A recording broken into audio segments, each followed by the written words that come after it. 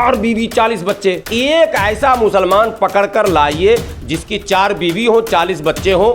योगी आदित्यनाथ जी आपको चैलेंज, सिर्फ हाँ हाँ हाँ हाँ एक हिंदू को लगेगा कि मेरे हित की बात हो रही है और अब्दुल को टाइट किया जा रहा है। ये एक माइंडसेट बनाया गया कि जनसंख्या नियंत्रण कानून का मतलब अब्दुल का टाइट होना, नोटबंदी का मतलब अब्दुल का टाइट होना, CNRC का मतलब अब्दुल का टाइट होना। अरे भैया ज्यादा नट को अगर आप टाइट करेंगे तो स्लिप कर जाएगा, और तो नट जब स्लिप करेगा तो बोल्ट भी किसी काम का नहीं बचेगा। और नट है 15% और बोल्ट है 85%। जो 80-20 योगी आदित्यनाथ कहते थे, अगर ज्यादा अब्दुल को टाइट करेंगे तो देश ही बर्बाद हो जाएगा। तो जो योगी आदित्यनाथ ने कहा वो सरासर झूठ था, पोलराइज करना था, निश्चित तौर पर हिंदुओं के कानों को खुश करना था कि हमको मूल निवासी कहा गया और मुसलमान को विदेशी कहा गया। अबे हमें विदेशी कहकर अगर आपको तसल्ली होती है तो कर लो भाई, हमें भिकमंगा कहकर, बर्तन मांजने वाला कहकर आपको खुशी होती है तो कर लो। भारत की कुल आबादी का 20% अगर भीख मांगे और देश विश्वगुरु बन जाए, ऐसा फार्मूला आपके पास है तो इसको भी अपना लीजिए। सारे फार्मूले तो आपने अपना लिए, विश्वगुरु तो बने नहीं। गिरिराज सिंह जो जहर उगलते हैं उतना सांप में जहर नहीं जितना उनके मुंह में जहर है। हमेशा मुसलमानों के खिलाफ जहर उगलते रहते हैं। उन्होंने जंतर मंतर पर ये शब्द कहे थे 4 बीवी 40 बच्चे। मैं खुद खड़ा था तब, मैं उनको भी कहता हूं कि 4 बीवी 40 बच्चे वाले एक परिवार को पकड़ के लाइए। सुरेश चौहान के उसको भी कहता हूं कि 4 बीवी 40 बच्चे वाले एक मुसलमान पकड़ के लाओ। साक्षी महाराज वो भी 4 बीवी 40 बच्चे, मैं उनको भी कह रहा हूं एक पकड़ के लाओ। और यदि ऐसा नहीं होता है तो आप पूरे देश से माफी मांगो आप कि आपने देश के सामने झूठ परोसा और इतना झूठ बोला, इतना झूठ बोला, इतना झूठ बोला कि नन्ना मुन्ना हमारा जो हिंदू भाई है वो सच मान गया। 20 करोड़ मुसलमानों की आबादी में एक मुसलमान ऐसा लाओ जिसके 4 बीवी 40 बच्चे, एक बीवी संभल नहीं रहा और 4 बीवी की बात कर रहे हो। इल्जाम। नमस्कार, आदाब, सत श्री अकाल। आप देख रहे हैं द नेशन वॉइस और इस वक्त हमारे साथ हैं हाफिज गुलाम सरवर साहब, जिनसे हम बात करेंगे देश के तमाम चर्चित मुद्दों की। सर, इस वक्त का सबसे बड़ा मुद्दा है जनसंख्या। आपके हिसाब से जो मुख्यमंत्री योगी आदित्यनाथ ने कहा कि एक वर्ग का हो या कि यहाँ के जो मूल निवासी हैं उनकी आबादी ना बढ़ के जो दूसरे लोग हैं उनकी आबादी बढ़ रही है, एक समस्या है और जो आने वाले वक्त में अराजकता पैदा करेगी। इसे कैसे देखते हैं आप? देखिए, सबसे पहले इस बात को समस्या नहीं कहिए, ये पोलराइजेशन के लिए एक hidden agenda Bharatiya Janata party का कैसे ध्रुवीकरण किया जाए। और दूसरे शब्दों में इसको यूँ समझिए कि हिंदू तुष्टीकरण का एक नया अस्त्र है ये, जो पिछले कई सालों से चल रहा है। अब इसको मैं इस तरह से आपको समझा दूं चूँकि व्यूअर भी समझें। आपको याद होगा पिछले 2-3 महीने पहले उत्तराखंड के मुख्यमंत्री ने कहा था कि हम अपने राज्य में यूनिफॉर्म सिविल कोड लागू करेंगे। क्यों भैया, आप क्या भारत से अलग हैं क्या? क्यों आप करेंगे? आप होते कौन हैं? अगर आप भारत में हैं और यूनिफॉर्म सिविल कोड आपको लगता है कि देश हित में है तो पूरे देश की बात होगी और सरकार केंद्र में आपकी है। क्या मोदी जी आपको नहीं मानते, आपकी बात नहीं मानते? आप बुरी तरह चुनाव हार गए फिर भी आपको मुख्यमंत्री बना दिया गया और फिर आप कह रहे हैं कि मैं अपने राज्य में लागू करूंगा। दरअसल लागू कहीं नहीं करना, उनको एक मुद्दा मैंने बनाना है, एक इशू को क्रिएट करना और टीवी डिबेट में लाना। वो राष्ट्रीय बहस का मुद्दा नहीं बनेगा। सिर्फ हाँ हाँ हाँ हाँ एक हिंदू को लगेगा कि मेरे हित की बात हो रही है और अब्दुल को टाइट किया जा रहा है। ये एक माइंडसेट बनाया गया कि यूनिफॉर्म सिविल कोड का मतलब अब्दुल का टाइट होना, जनसंख्या नियंत्रण कानून का मतलब अब्दुल का टाइट होना, नोटबंदी का मतलब अब्दुल का टाइट होना, CNRC का मतलब अब्दुल का टाइट होना। अरे भैया, ज़्यादा नट टाइट करोगे तो स्लिप कर जाएगा। ज़्यादा नट को अगर आप टाइट करेंगे तो स्लिप कर जाएगा और स्लिप करेगा तो बोल्ट भी किसी काम का नहीं बचेगा। बोल्ट समझते हैं ना, जिसमें नट लगता है। हाँ, तो नट जब स्लिप करेगा तो बोल्ट भी किसी काम का नहीं बचेगा। और नट है 15% और बोल्ट है 85%।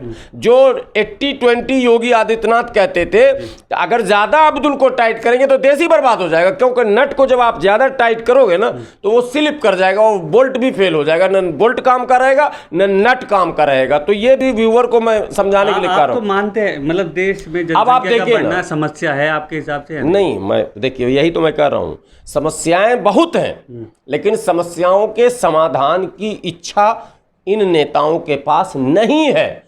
इनको एक आइडिया मिला है कि वोट कैसे मिलेगा, समस्या के समाधान से या समस्याएं और बढ़ा देने से। तो इनको एक्सपेरिमेंट इन्होंने किया, तो इनको ये लगा कि समस्या बढ़ाने में वोट मिलता, समस्या घटाने में वोट नहीं मिलता, तो ये नुकसान होगा। अब योगी जी आ गए और योगी जी ने आते ही क्या कहा, समस्या है और समस्या ऐसी नहीं है, हम मूल निवासियों के लिए समस्या है भाइयों बहनों। और सुनिए, ये समस्या जो क्रिएट कर रहा है ना, वो और बड़ा क्रिएट ना करे इसलिए ये लाना। मतलब कौन क्रिएट कर रहा भाई, ये समस्या कौन क्रिएट कर रहा? आपका फ्री चावल मियाँ ही खा रहा था क्या, अब्दुल ही खा रहा था क्या? सारे लोग खा रहे थे ना। आपके फ्री घर हम ही ले रहे हैं क्या? सारे ले रहे हैं ना। आपकी फ्री शिक्षा का लाभ हम ही ले रहे हैं, ये कुप्रचार आप कर रहे हो। सबसे कम सरकार के सभी लाभ की योजनाओं का सबसे कम अगर लाभ लेने वाला भारत में कोई है, इसका सर्वे कराया जाए तो वो है माइनॉरिटी मीन्स मुसलमान। माइनॉरिटी में सब नहीं, माइनॉरिटी में सिख ले रहा, माइनॉरिटी में ईसाई ले रहा, माइनॉरिटी में जैन ले रहा है। और अब हद है, मैंने शर्म नहीं आती इन लोगों को बोलते हुए। माइनॉरिटी नाम से जितनी चीजें भारत में चल रही हैं उसका प्रमुख जैन है। अब तो अल्पसंख्यक मंत्रालय जो है वो जैन की पत्नी है जी, इस पर भी कोई मुकदमा न लग जाए जैन की पत्नी कहने पर। चूंकि जो अभी मंत्री बनी है हमारी माननीय सिलेंडर वाली और सब्जी लेके जो स्मृति ईरानी, तो स्मृति ईरानी जो है उनके पति जैन हैं, ठीक है, और वो अब बने हैं अल्पसंख्यक मंत्रालय, उनको मिला है मंत्री। अब आप सोचिए अल्पसंख्यकों की क्या स्थिति भारतीय जनता पार्टी ने बनाई है कि हम अल्पसंख्यकों के मंत्रालय का काम भी मुसलमान को नहीं। अब आ जाइए अल्पसंख्यक आयोग, नेशनल माइनॉरिटी कमीशन, उसका चेयरमैन, उसके मेंबर, पूरे नेशनल माइनॉरिटी कमीशन में केवल एक मुस्लिम महिला, केवल एक मुस्लिम महिला, वो भी मुस्लिम कितनी होगी आप समझ सकते हैं। जो आरएसएस में काम करती होगी वो महिला एक सदस्य मात्र है, सदस्य मात्र। और कह रहे हैं सारे फंड मुसलमान खा रहे। मुसलमान को तो तुमने कटोरा पकड़ा दिया प्लान लगा के, पूरी ताकत झोंक दी है कि मुसलमान कैसे कटोरा लेकर घूमे, भीख मांगे। और योगी आदित्यनाथ जी ने एक भाषण में कहा है कि बर्तन मांजेंगे ये लोग मेरी सरकार में, ये कहा है। तो ये इससे दूसरों का भला नहीं हो रहा। मैं आ रहा हूं असल मुद्दे पर।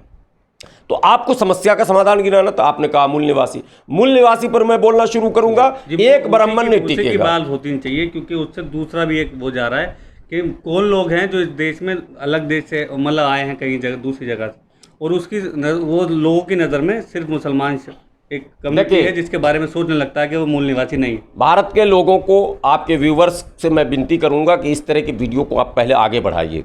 मूल निवासी कौन है और विदेशी कौन है? बोल 85 जय मूल निवासी नारा आपने सुना होगा वामन मेश्राम का। अब ब्राह्मणों का नारा भी सुन लीजिए। राहुल संकृताइन बहुत बड़े मतलब लेखक गुजरे हैं और सारे ब्राह्मण उनको महान विद्वान मानते हैं। उन्होंने अपनी किताब लिखी, उसमें लिखा है कि हम तो बाहर से आए, हम बाहर से आए, ब्राह्मण आर्यंस बाहर से आए हैं, ठीक है। आर्यंस और नॉन आर्यंस की बात है। तो आपके हिसाब से ब्राह्मण जो है वो मूल निवासी नहीं है। ब्राह्मण मूल निवासी नहीं है, ये मैं नहीं कह रहा हूं, खुद ब्राह्मण कह रहे हैं। अरे जवाहरलाल नेहरू ने डिस्कवरी ऑफ इंडिया में भी लिखा, इस बात का जिक्र किया कि हम बाहर से आए हैं।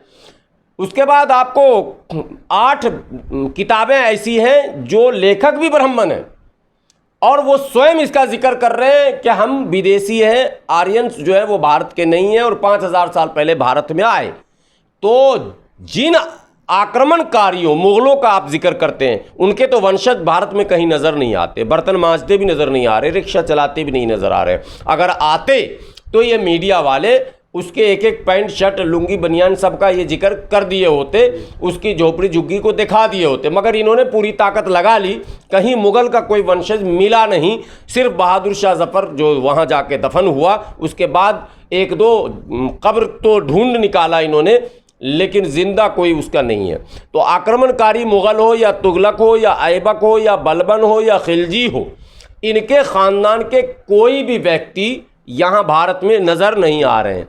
भारत का जो मुसलमान है वो तो कन्वर्टेड मुस्लिम है, यानी मूल निवासियों में से, यानी दलितों में से, पिछड़ों में से, आदिवासियों में से।